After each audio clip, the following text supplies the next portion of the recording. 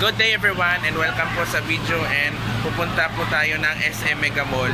So nandito ako sa Antipolo terminal ng bus.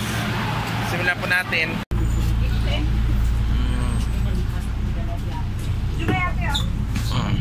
Nasa loob ako ng bus dahil umambon talaga sa Antipolo. So tutulak po tayo patungong SM Mega Mall. So simulan po natin yung vlog. Let's go guys.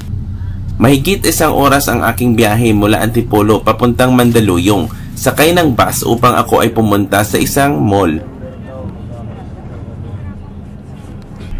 Ayan, so makikita mo sa video ang St. Francis Square. Matatanaw ko yung BSA Twin Towers na katabi ng St. Francis Square na ito yung landmark.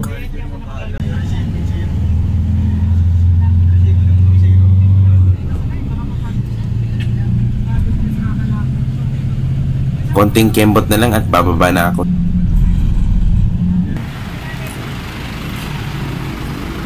Okay, good day everyone, and kakarating po lang natin dito sa SM Mega Mall. So papasok muna ako guys. Yan, makikita mo yun doon sa dulo, St. Francis Square. Yan, and sa harap yung San Miguel Corporation. Good day everyone, and dito ako sa loob ng Mega Mall. Ayan o, nasa likod pala yung scenic elevator. Ang ganda talaga. Naalala ko pa yun, promise. Konting trivia po tayo tungkol sa nasabing gusali. Ang SM Mega Mall ay itinayo noong 1989 at binuksan sa publiko noong 1991. Ito ay matatagpuan sa Ortigas Center sa Mandaluyong. Ang nasabing mall ay may dalawang gusali gaya ng Mega A at Mega B. May Building C, Mega Fashion Hall at Mega Atrium. So ito yung kanilang grocery guys. Oh. Yan. Naalala ko pa yung bata pa ako.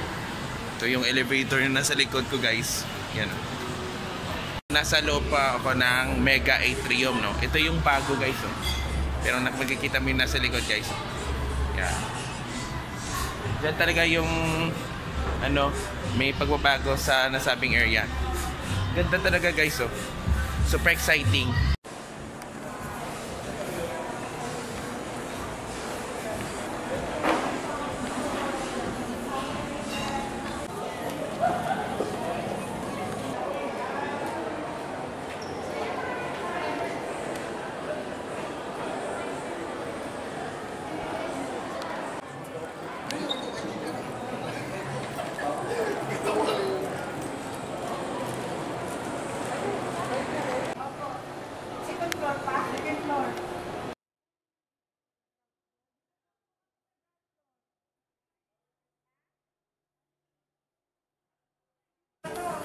Ayan na guys, natapos ko na yung pag-ikot.